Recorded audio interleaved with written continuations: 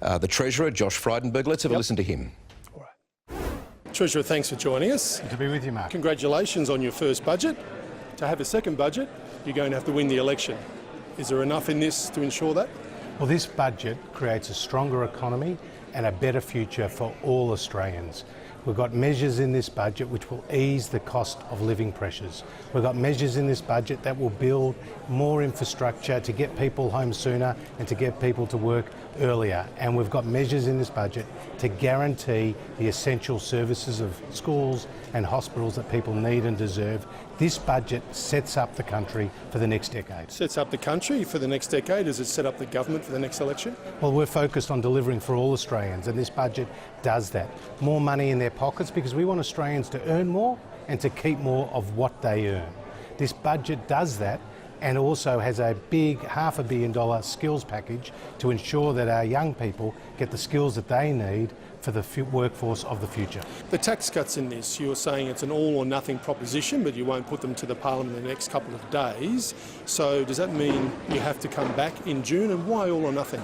Well, we want to give people tax relief. We want people to earn more, but also to keep more of what they earn. And this is one package of measures, and we want to put it to the Australian people at the next election.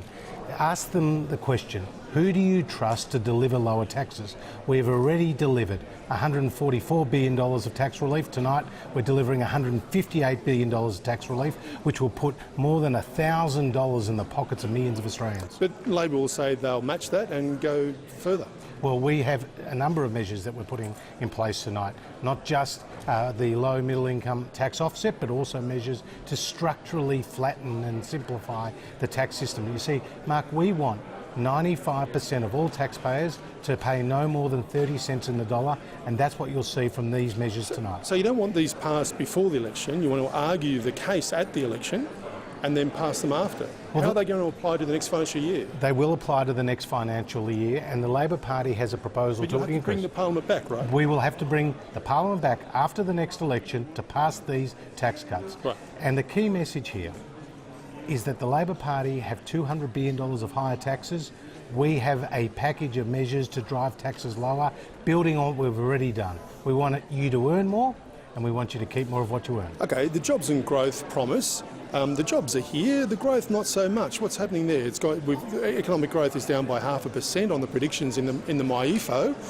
How can we then take as read that your projected surpluses are going to appear? Well, in fact, the economy is still growing, and we're growing second only to the United States among the G7 countries. So we're actually performing well, and we have created more than 1 million new jobs. But there's more work to be done, and we actually are facing some economic pressures, both domestically in a softer housing market, but also internationally, where countries like China and Japan and the European area have started to slow. This is not a time to change direction. This is not a time to change economic plans. But Australians have had surplus promises before, as you know, and they just haven't materialised. Why will yours materialise? Well, we have shown over the time since we've come to government that we are moving towards this surplus, which we now deliver.